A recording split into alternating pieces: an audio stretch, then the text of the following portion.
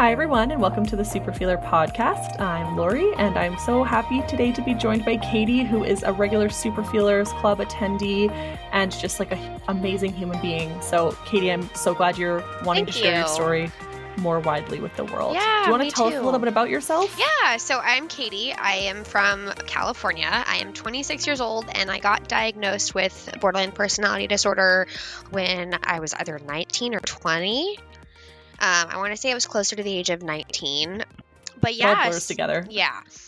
I also have complex post-traumatic stress disorder, so I deal with that comorbidity of very emotionally dysregulating disorders. But I've been in California since I was 17. I grew up in Ohio, moved out here because my dad got transferred. I do have a son. Military? No, AT&T. Oh, okay, gotcha. Yep. I do have a son. He's 8. We can get into that later because there's a whole story that goes with that one. So huge story. Yeah, I want to know a little bit more before we get into that. Hold on, you're 26 now. So I guess you had your son before you were diagnosed. Yeah, I had him when I was 18. Okay, so maybe we can start there. So what was that like, having a kid at 18, having presumably emotion dysregulation challenges already? Yeah. Did you have awareness of your mental health being a bit not on the right track? Yes. So I was in and out of therapy my whole life. And when I fell pregnant with my son, I was told to stop taking my antidepressant. I was on Zoloft. And so they told me to stop taking it. And so I did. And about around 37, 38 weeks pregnant, I was confiding it with my midwife about how just depressed I was feeling and how I was just not happy. I was dealing with my mood swings and my emotional dysregulation. I didn't know that that's what it was. But so she sent me to my therapist, and I've been seeing my current therapist since our first session. Oh, wow. Yeah. That's a long time. That's awesome. It'll be 9 years this year because my son will be 9 in August. So it'll be 9 years, which is insane to me. I love him dearly. He's one of my biggest cheerleaders in my life. But no, it was tough having a kid at 18. I was still in high school.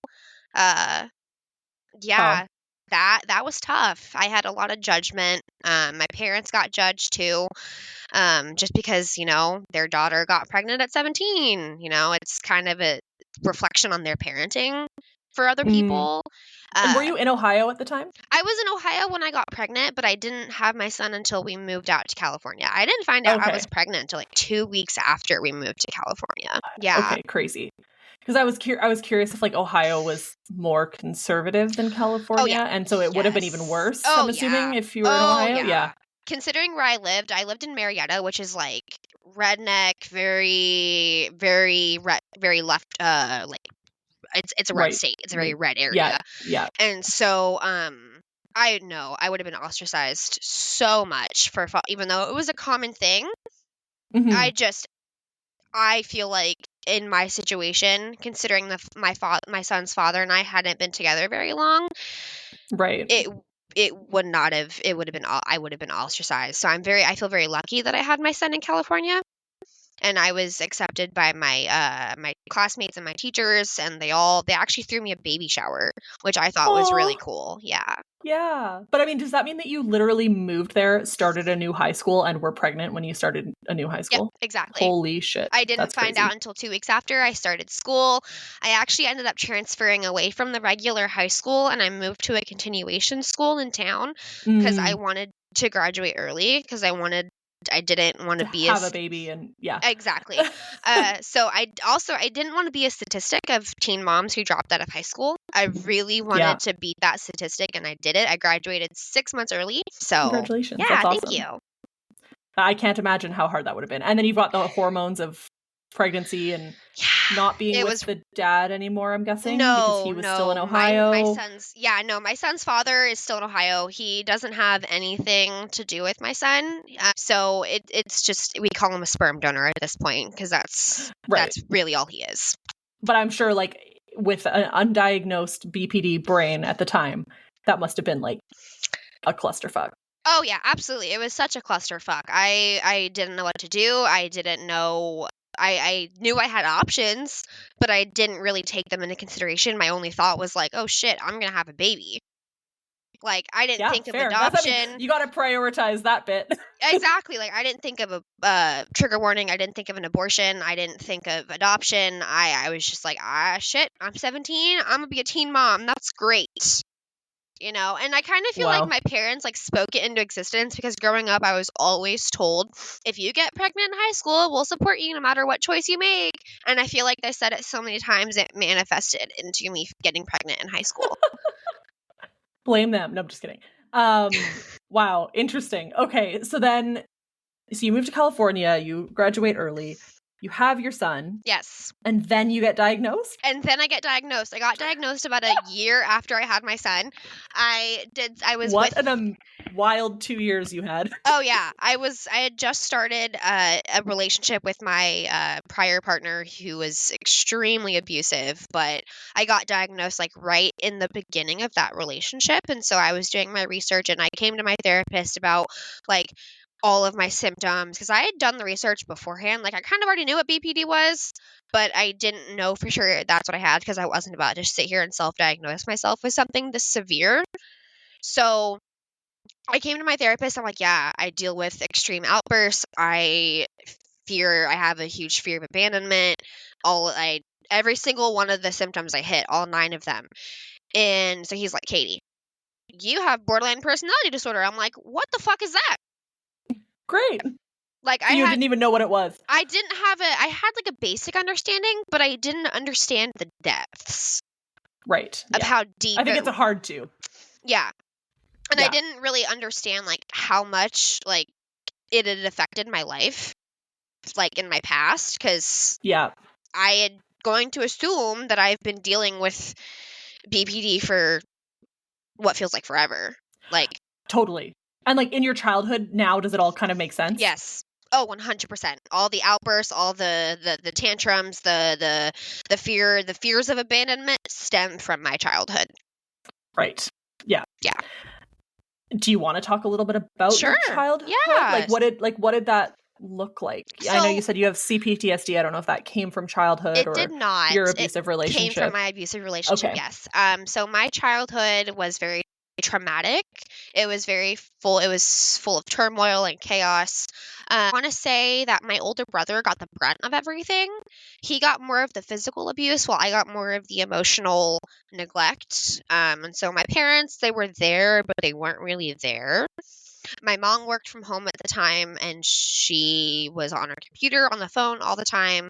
And then she got a job at a gas station, and so she'd help me get ready for school in the morning. But by the time I got home, she wouldn't be there. I'd be in bed by the time she got home from work. My dad was going through workman's comp for a back injury, and she was just depressed. Oh, for those who don't know, my dad is transgender, so oh yeah, I forgot about that. I say she, meaning my dad. When right, you still call her your dad. Yes. And that's all chill. Yep. Yeah. Yep. My dad was the person to tell me you can call me dad if that makes you feel more comfortable about it. So. Yeah, I totally forgot about that. Yeah. But so my dad was either asleep on the couch or playing upstairs, playing World of Warcraft on our computer. And so they weren't really emotionally present for me. The only adult that was present for me was my grandfather, my mom's dad, my papa. His ashes are actually sitting in this locket right here, so I keep him close to my heart with me all the time. Me and my brother, we had a very interesting relationship, I want to say. We fought like cats and dogs. I don't really want to talk too much about mine and my brother's relationship, just because like there's just some stuff that I don't really feel that is suitable for, Fair. Yeah. You don't have to. And so that's what happened, like straightened our relationship for a while. We grew up, I was so afraid that we'd grow up to hate each other, but we don't. We love each other dearly now. But I remember my first suicidal thought. I was 5 years old. Wow. Yeah. So I've been dealing with them for 21 years. And to remember that. Yeah. I remember it very vividly, actually. I was throwing a tantrum over something, probably because I didn't get what I wanted. I didn't get my way, as any 5-year-old would do. And I looked at my dad, and I'm just like, fine, I'll just kill myself. Like, just like that. And my dad, like, literally straight up tried to hand me a kitchen knife. Yeah, my mom was there, and she's just like, oh, hell no, and, like, took the knife from my dad, and was just like, it was all out brawl at that point. Crazy. And so I've been dealing with SIs for as long as I can remember. I dealt with self-harm a lot in my childhood as well. I haven't done that in a long time, though, so I'm pretty proud of myself for that Yay. one. That is hard as hell. Yes, it is. It is, because it's almost like an addiction. Oh, it is an addiction. It 100%. almost, I believe it that. so is. Like, just that feeling of, like, release, that emotional release, you get addicted to that. It's insane. So my childhood, Not that we recommend it for emotional. No, Not that that is we recommend it for emotional release. It's no, not worth it. that Believe is both of us when we say that. it is not a healthy way of expressing your emotions, because it might help solve the problem, the pain temporarily, but Yeah, it's literally going to cause physical pain afterwards. totally. So Yeah, don't do it. Don't do it. no, don't start. So into my teenage years, that's when my mental health really started to kick in a high gear. My papa passed away when I was 15, and he was, like I said earlier, the only adult that was, like, ever truly there for me growing up. So when he passed away, my world turned upside down. That's when my depression really kicked into high gear. That's when I got put on my antidepressants. That's when I started going back to therapy. And I discovered that I had clinical depression. That was my first mental diagnosis, was depression. And then over the course of time, I got the BPD diagnosis. And then after that, I got the CPTSD diagnosis. And do those feel very different for you? Yes. Because okay, and can you explain a little bit how? Yeah, so with BPD, I feel like I have very little control over my emotions. I feel my emotions very deeply, very intensely. Like, I feel like I'm being wounded every single time I feel my emotions. It's a very vicious cycle. And then with the CPTSD, I feel like I'm reliving my trauma over and over and over again. My Gotcha. nervous system is still stuck in the whole, you're being attacked by a bear, not the microwave is just beeping at you, or your house isn't Right. clean. I'm still dealing with the running out of a burning house when it's just your stove. Mm-hmm. You know what I mean? And so Totally. with the CPTSD, that one I still struggle with quite deeply. I have a fear of criticism because of it. Right, because it came from that relationship, which makes sense. Yeah, that makes a lot of sense. My ex would degrade me, he'd belittle me, he'd berate me anytime I made even the smallest of mistakes. And so now, whenever, like, and it mainly happens in, like, a place, like a workplace setting. So now, if, for example, when I do go back to work, or when I did have a job, my mental health, whenever I'd get criticized, whether it be something, oh, you did a good job here, but this needs more work, I'd start to spiral and be like, oh, Katie, you're so stupid. Why did you even think you could do this? And then it spirals into me feeling suicidal. And at a workplace setting, I never get the time to recover. They just tell me, suck it up, buttercup, go back out there, put a smile on your face. And I'm just like, no, I can't. Yeah, I literally can't. Yeah. And I can't remember, because I know that because you moved, it's a long story. Anyways, what were you doing for work before? I can't remember. I was working at a hotel, local hotel up here in Fort Bragg, and I would be thrown into these confrontational, like, situations. I was a front desk receptionist, and it was, like, for very, like, hoity-toity people, like, very rich people. And I would be thrown into these confrontational moments, and my managers weren't helping me, and they could see that I was getting very triggered, like, and they didn't care. I was having panic attacks every morning before I'd go into work. It became too much. Like, the criticism, the confrontation that I was dealing with, not only from the guests, but from my coworkers as well. I couldn't deal with it, so I quit on the spot. And I haven't been back to work since, because I can't. I literally physically cannot do it. Mm-hmm. Yeah. But it's something And you I'm got to take working care on of in yourself therapy. first. Exactly. It's something I'm actively working on in therapy with my therapist and with my psychiatrist. So it's just... And in the Super Feelers Club, I feel like we've had a lot of conversations about it too, which is nice. Yeah, absolutely. Yeah. Yeah. So, okay. Going back to like the history of you. Yeah. I think that's a movie. So you're 19-ish, get diagnosed, then the year later get diagnosed with CPTSD. At this point, are you with that other relationship? So I had gotten with that person when I was 20 years old. He Okay, was so kind of right in the middle of all of right this. in the middle. And he was 34. Should have been Yeah, red flag. it was a 14-year age gap. Should have been the biggest red flag to me. Should have been the age gap, but it wasn't. He had a way of making me feel special. He had a way of making me feel like I was important. But the abuse started almost instantaneously. How did you meet? I was working at O'Reilly's, and he was a customer of mine. And it's actually quite a funny story looking back on it, but I can't look back on it with like good we don't feelings. have to look back on it if you don't want to. No, it's totally okay.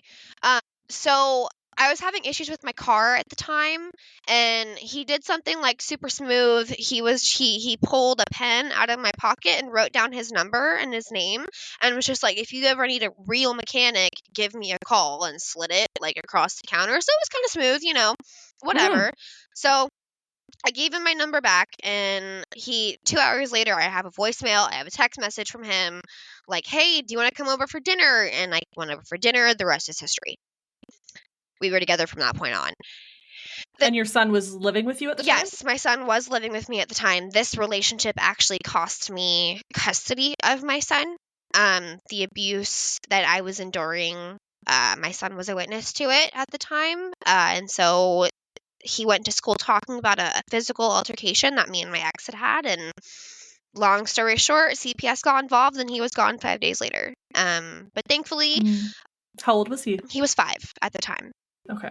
And he's 8 now. So it's been 3 years since I've had custody. I've had him in my care.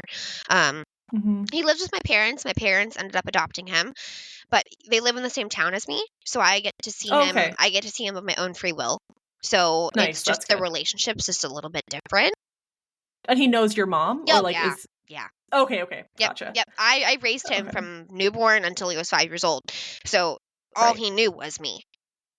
Right. So he just lives with his grandparents essentially in his head. He just lives with his grandparents in his head. And every time I ask him, like, hey, bud, do you still want to come home with me when you're older? Because I do have plans to bring him home when he's older.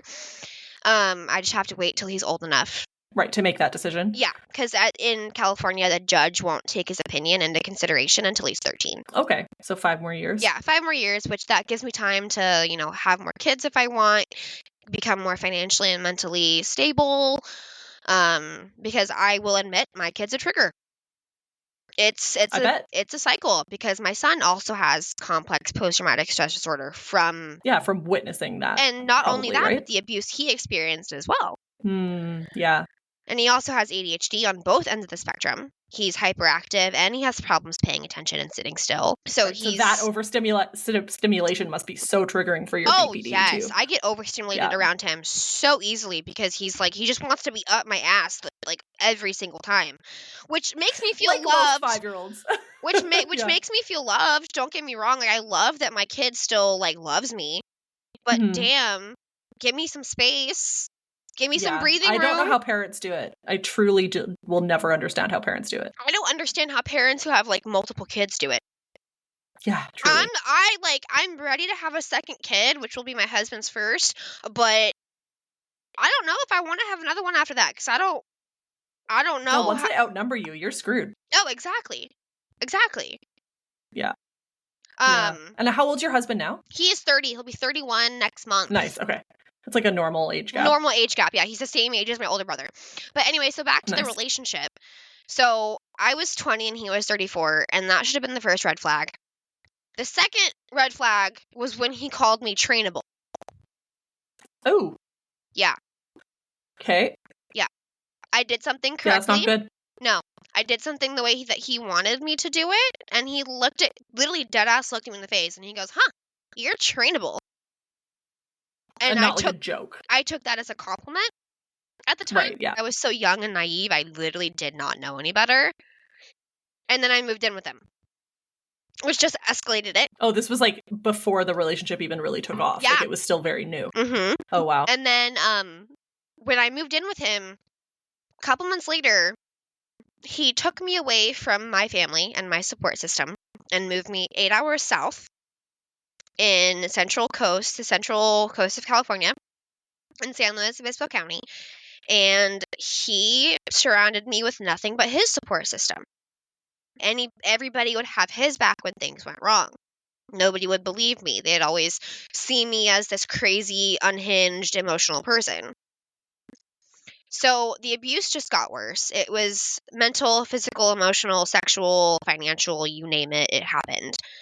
The financial is something that I still struggle with. Money is such a sore topic for me because he'd make me ask permission to spend even a single penny, even if it was on something like that was a necessity, like food, clothes, etc., etc. Financial abuse is not talked about enough. No, it's really not. So impactful. Oh, yeah. Like me and my husband, we get into flat out arguments when money gets brought up because I just can't handle it. Like, I'll be like, no, Yeah, I you can't. just shut down. I shut down because I feel bad because like I'm not contributing financially to my family because my ex like literally drilled it into my brain that I'm worth nothing unless I'm making money. Right. So that's something that I'm still struggling with, like even now. Like, still deal with, oh shit, Katie, you're not contributing, you're worth nothing. And that's not true. Like, I know deep down, I know my worth. I know that I'm worth everything in the world.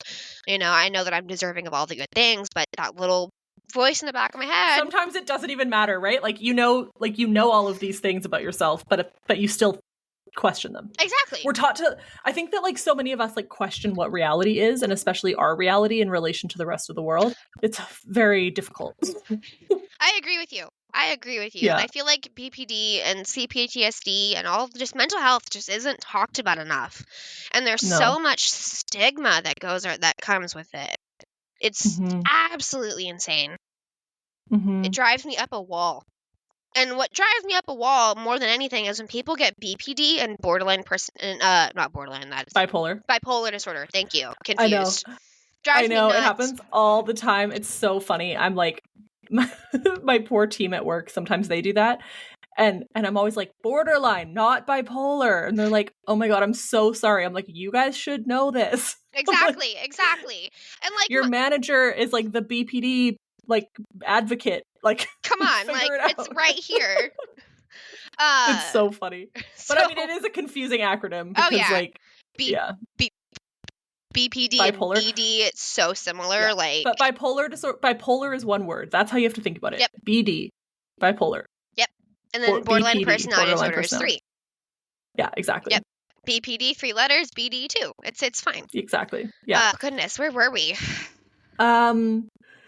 Financial abuse by your ex, and then that really contributed to like your current relationship in terms of how you interact with money and feel worthless. And so the financial abuse I still deal with. I still deal with like trauma, obviously, from that relationship. I feel like I will forever be dealing with trauma from that relationship because it was 4 years of my life. I was with this person from 20 to 24. Like I was. That's like a fifth of your life at that point. Exactly.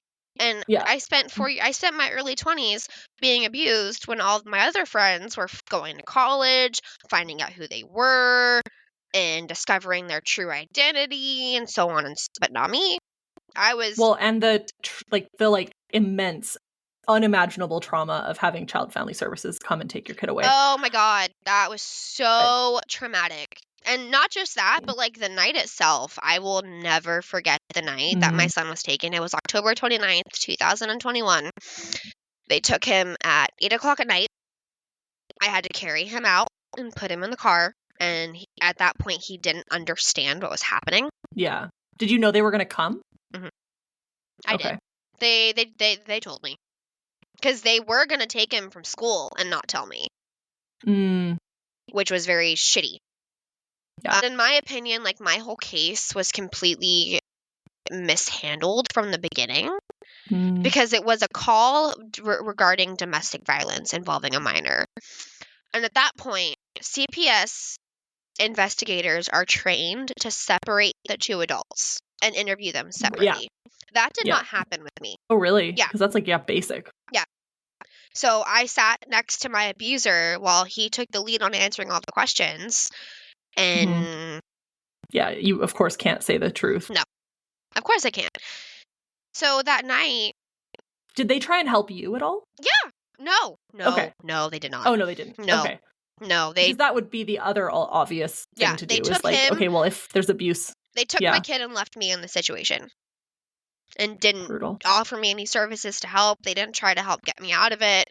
They didn't do shit except take my kid from me. And there are parents out there who are drug addicts, who physically harm their kids, who are alcoholics, who don't deserve to be parents, yet they still have that. That shit infuriates me.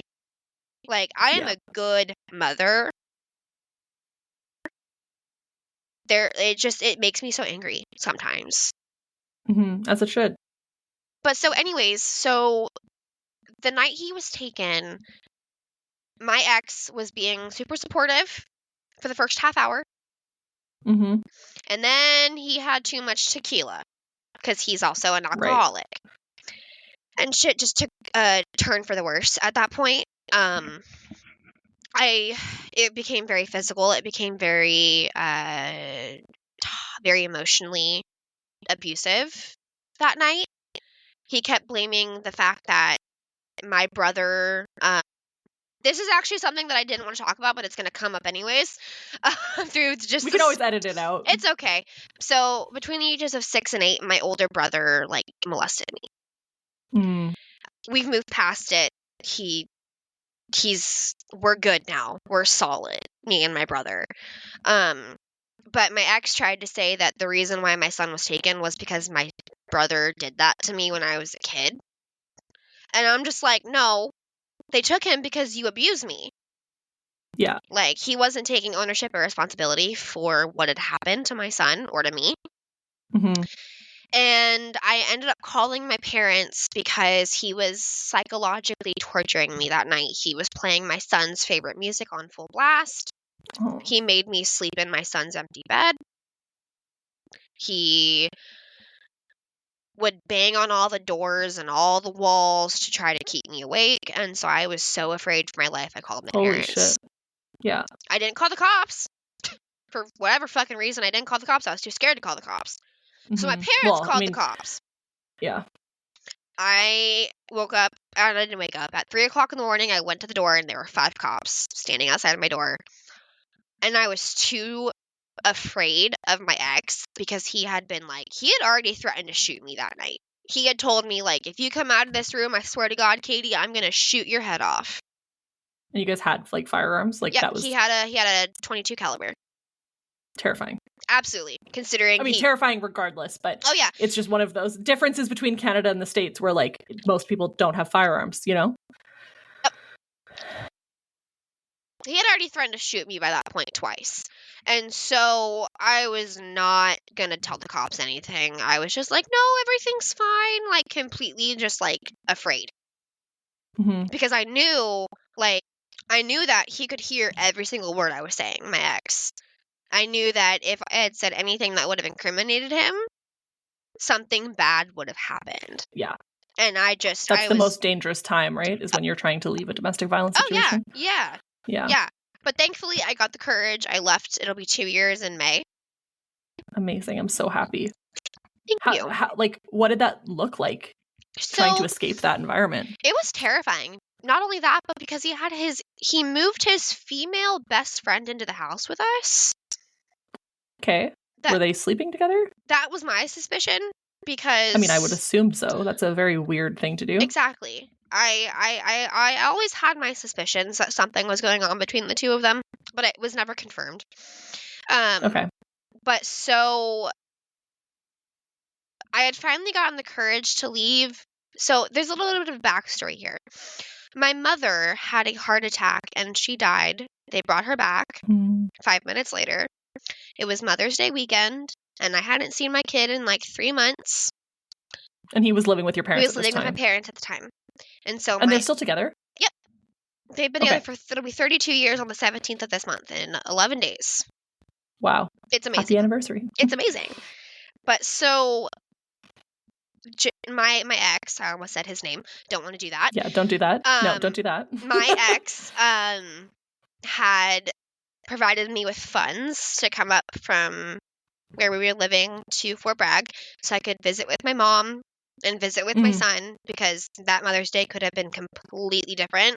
I could have been planning her funeral instead of being able to celebrate with her. So sorry, you were like 7 hours away from your son too? Yep. Oh my gosh, awful. Yeah, and at one point my son had actually gotten shipped off to Ohio to be with his bio dad, but his bio dad like fucked up on his own accord and lost custody and rights to my son. Crazy, because he wasn't involved at all, right? He wasn't involved at all. Like, he had left Wow, he just like showed up with a kid and was like, hello. Pretty much. But so my son was with my parents at the time, so I spent the weekend up here in Fort Bragg, and I was just like, damn, I could get used to this. Mm-hmm. I felt free. Because he didn't go with you, right? No. I drove up by myself, and I was like, I feel free. I feel like I can do whatever the hell I want and not get in trouble for it. Mm-hmm. I went home to him on Monday. The day I left started, which was that Thursday, that following Thursday. The day I left started off like any other day. I made his coffee, I rubbed his back, I did all these things for him. And as I was rubbing his back, he did a complete personality 180 like he normally did.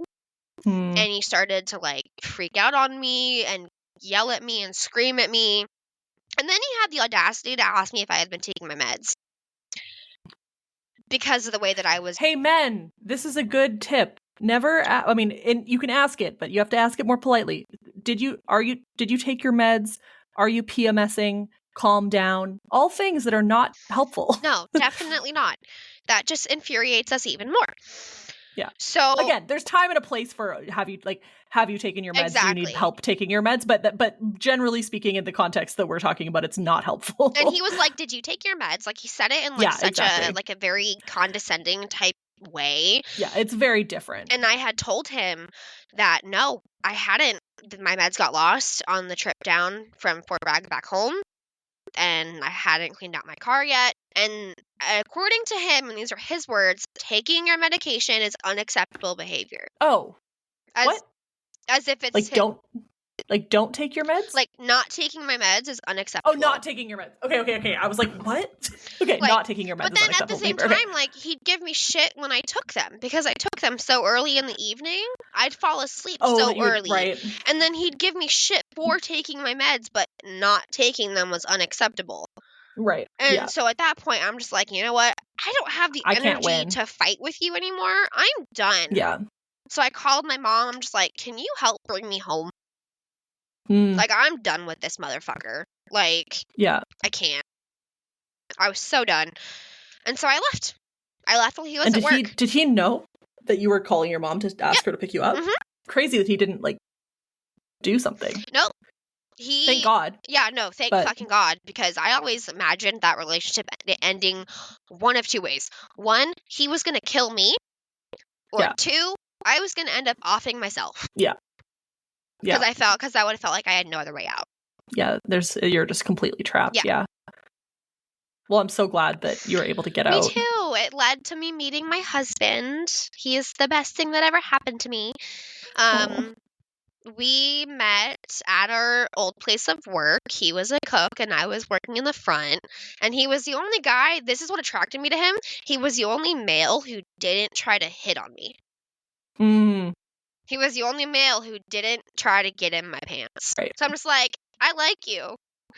Yeah. And you're different. Yeah, we got married.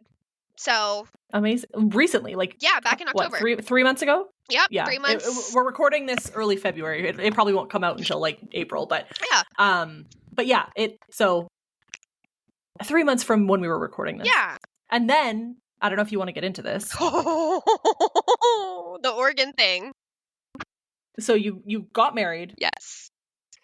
And then you moved. We moved to Oregon. Like a week later. And that was a clusterfuck. That was horrendous. That was fucking horrendous. Never again will I live with someone. Never again will I live with a friend. Because that... I mean, in fairness, I feel like that situation was like bizarre. Like, I feel like you would hope that wouldn't be the situation living with other human beings with like normal brains. But yes, I feel you. No, just so people can have a better understanding. Like this, the wife that my friend, she would have me watch her kid until all hours of the night. She got a DUI at one point while I was watching her kids. And like watching her kids as in like For she free. would leave. She would and just like leave. Be like, oh yeah, you're like babysitting now, but not really tell you. Exactly. Yeah. Well, what would happen was the oldest she'd leave. Not the oldest, but the mom would leave, leaving the oldest in charge of the youngest. The oldest is 13, the youngest is 3. Whatever point, the oldest starts getting frustrated, agitated with the younger sister, so I'm like, okay, here, kiddo, I'll take your sister. You go to bed because you have school in the morning. Mm-hmm. And this would happen on school nights, too. Like, this bitch did not give a fuck about her child's education. Like, yeah. And so it got so bad. It was horrific. It was impacting my marriage to the point where, like, my husband was not himself. He was miserable. Just Did he know these people too beforehand? Not as well as I did. Right. Because they were your friends. Because, fun story, that friend was actually my ex's ex-wife. Jesus Christ. I don't think I knew that part. Your ex's ex-wife. My God. My abuser's ex-wife. Yeah. Yep. So I lived with them for 2 months, and it was just hell, man. And then the last 2 or 3 days that we were there, they had their drunk, idiotic friends over, and as an intimidation tactic for us, so we'd leave, and we did. They put my husband's a type 1 diabetic. They put his insulin outside. They took it out of the fridge, put it outside in the rain, where it could have been frozen. I was livid. That was my last straw. At that point, I'm like, listen, babe, we got to get the fuck out of here. Like, they're trying to kill you. Yeah. Like, you don't fuck with insulin. No, you really don't. And I walked back into the house and I looked at her and I'm like, if you ever touch my husband's fucking medicine again, you and I are going to go rounds. The level of anger I feel when it comes to my husband is a different level.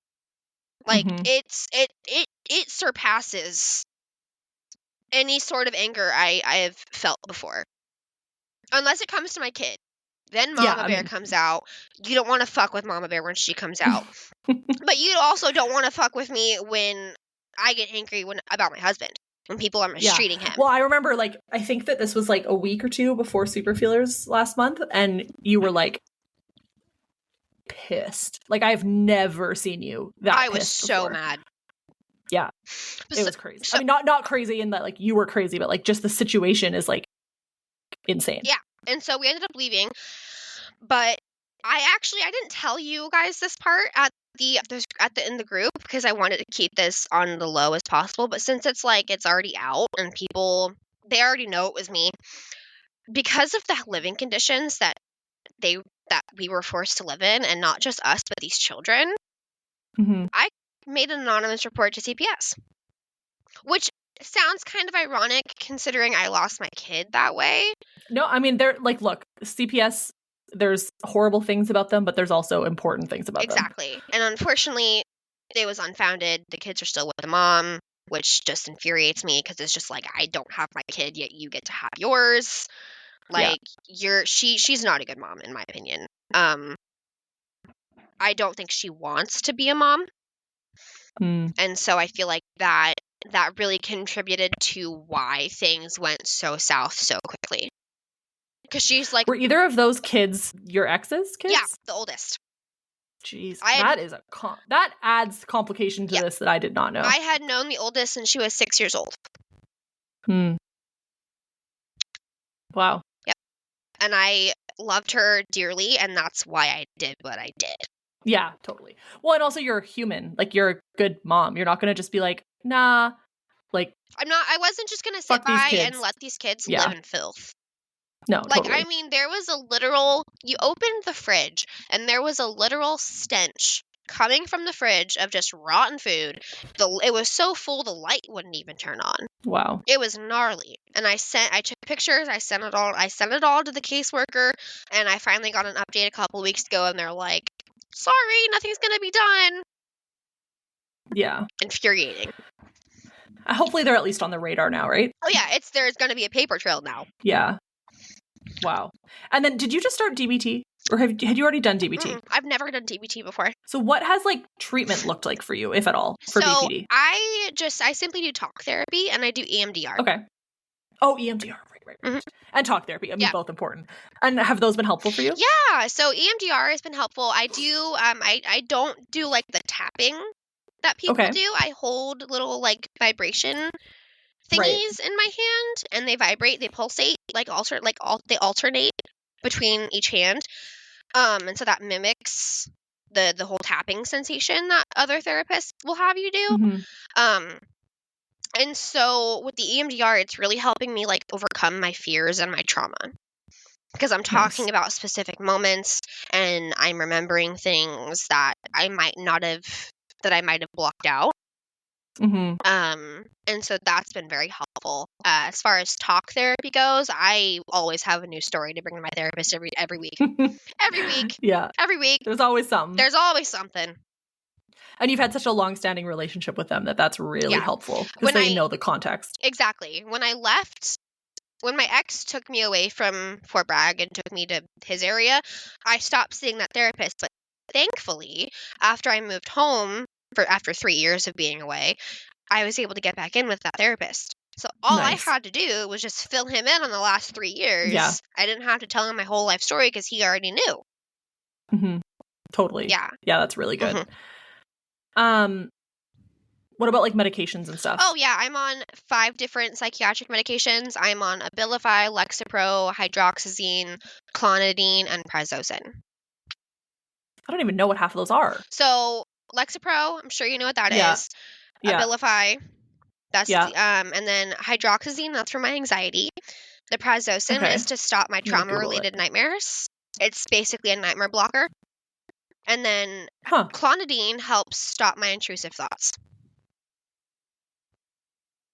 Hydroxyzine, also sold under the name Atarax and Vistaril. I thought it said anthrax, and I was like, that's fascinating. Okay, sorry, hydroxyzine. Okay, what's the other one? Prazosin.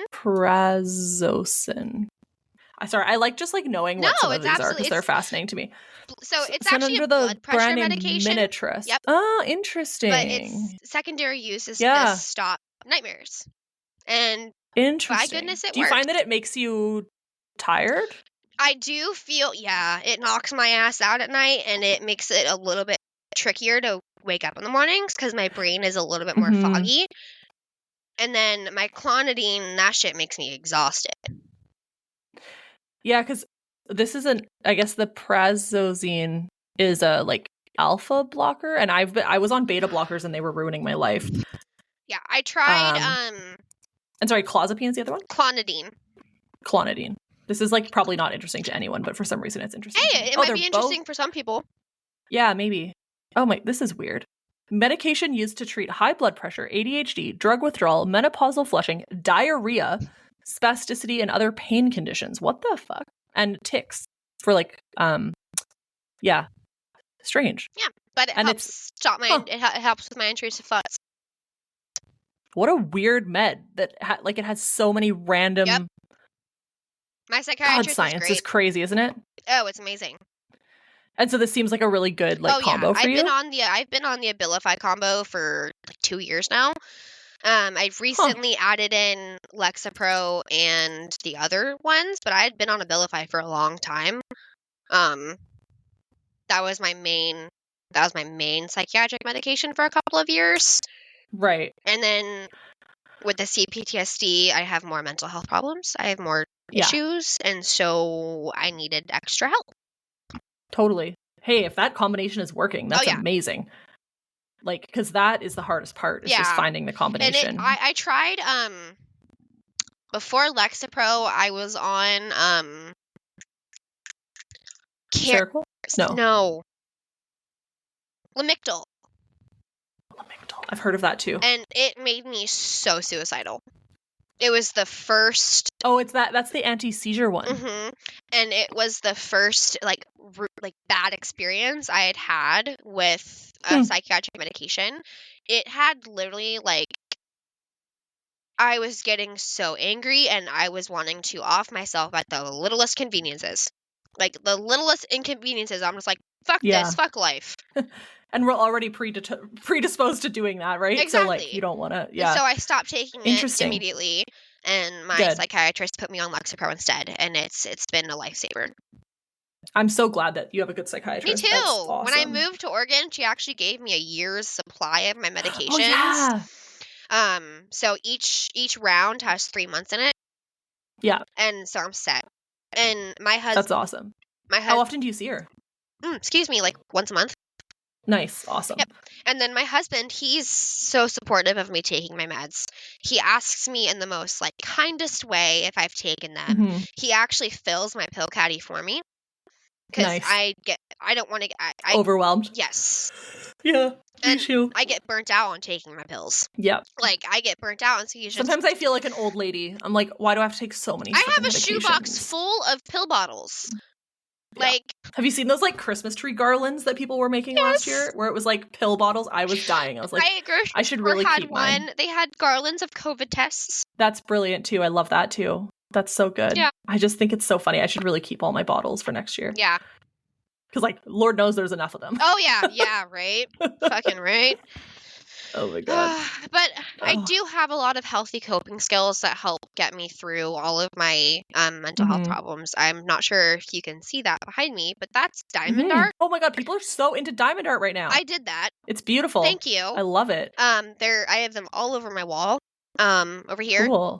But I knit, I read. I've been really big into reading lately. Like I picked that back up with my Kindle subscription. Nice. I've been big into like fantasy books. I read, if I'm being honest, I read smut.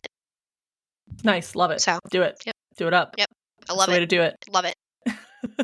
I can't read shit. Doesn't matter what it is. I hate reading. I love it. I wish I loved it. I hate audiobooks. I can't do it. Oh, see, I'm the opposite. I listen to audiobooks all day, every day. I can't do it. Audiobooks and podcasts. For me, I'm more of a visual person, and so I like to read because I can picture the stuff in my head. And I'm not visual at all. I like to pick out what I think the characters would sound like in my own head. Yeah, fair. I don't like to hear. I also don't like narrators who do voices. No, me neither. To be fair, I was going to say all of the audiobooks I read, they're not doing like voices. Yeah. They're just like one person reading. Yeah. So that helps a lot. I love that like you've got art, reading, just like taking your meds. Like you've got all of these like really healthy things. I have an arsenal of coping skills, as my one of my old therapists would say. Amazing. Yeah. That's so important. Is there anything that we haven't talked about that you wanted to talk about today? You know, something that I really wanted to talk about is just the stigma that surrounds BPD. People think that we're manipulative. People think that we're psychotic. People think that we're abusers, when in all actuality, like we're the complete opposite. People with BPD are, in my opinion, are some of the most compassionate people that walk this earth.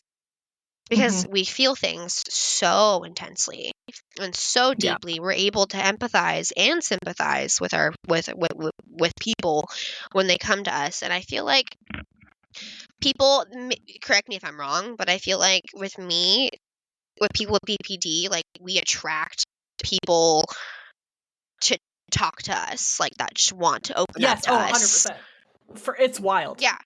I know everybody's secrets. No, yeah, me too. Me too. I just like walk around and people just like tell me stuff, and I'm like, where did that come from? I don't even know you. Like, yeah, exactly. It's just like, oh, okay, that's cool. I'm really glad that your mom. Like, I'm honored. Yeah, exactly. Like, but it's just a very weird thing. Exactly. Yeah, and I feel like you might get that a little bit more because you're more like publicly known. Yes, but I mean, honestly, like probably, but it's not even like BPD people that come to me and tell me stuff. It's just like random people, like people at work, people on the street, like people at conferences. Like people just gravitate to tell me things, and it's wild. Yeah.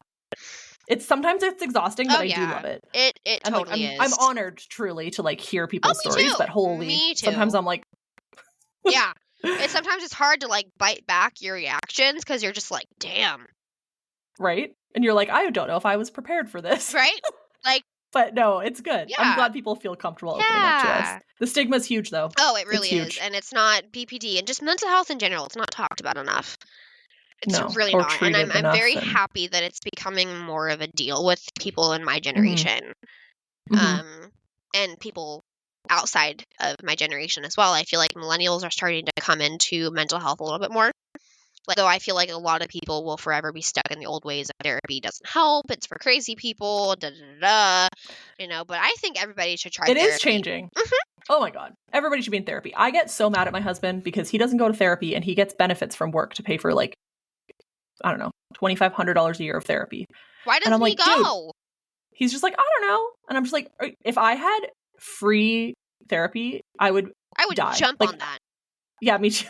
I get so mad at him. Not like actually mad at him, but you know what I mean. I'm just like, dude, You're just like, of all take advantage people. of that. Exactly. Yeah, my husband's trying to get back into therapy because he has a lot of like he's never been to therapy, like and so he almost died when he was 13, and so he has like yet Oh my to God. talk about that. Like his Yeah, diagnosis that'd be with good to talk about. diabetes was rough. Like his sugar was like in the 1400s, and he was still coherent and awake. He should not have been. Wow. Yeah. Wow. And he didn't know he had diabetes at that point. Nope. He didn't know Crazy. until he That was would be 13. so scary. And he'll be 31 next month. So Yeah, so 17, it's been like 18 17 years. Yep. It's Oh my insane. God. Wow. I think you've already said this, but to cover off the episode, I'm curious if there's anything about, like, what do you love about borderline personality disorder? I love that I feel my emotions the way that I do. I feel like I wouldn't be me if I didn't feel my emotions so intensely. I feel like that's what makes me me. You know? I love that it's becoming more talked about in the sense where especially with like the super feelers group, like I feel ever since starting that, I feel less alone. And I love that people with BPD are the most supportive people and kind, like I said earlier, some of the most, in my opinion, compassionate people there are. And Totally. I love that. I love that people with BPD, we feel our emotions the way that we do, and no one can take that from us. No one can take that away. And yeah, I love that. Amazing. Well, we're so happy to have you in the Super Feelers Club and I'll community. see you on Monday. Yes, totally. Yes. And for those listening, it might not be the Monday coming up. I should time this. But yes, I will see you on Monday. Yes. And if you haven't participated in the Super Feelers Club, if anybody's listening, check it out. Oh, it's absolutely. It's been a lifesaver for me. Like I said, I feel so much less alone, and not everybody who attends has BPD, but the vast majority of us do. But that doesn't, just because you don't have BPD, that shouldn't stop you from wanting to join the group. It's we all come together, we give peer advice, and I love it. I'm obsessed with it. I love it too. It's such a beautiful peer support space. It really is. I'm actually friends with one of the regulars on Snapchat. We have like over 100-day streak going. Nice. Oh my God. Okay, well, you'll have to tell me after I hit stop record. I want to know who it is. Anyways, thank you so much, Katie, for sharing your story. Me.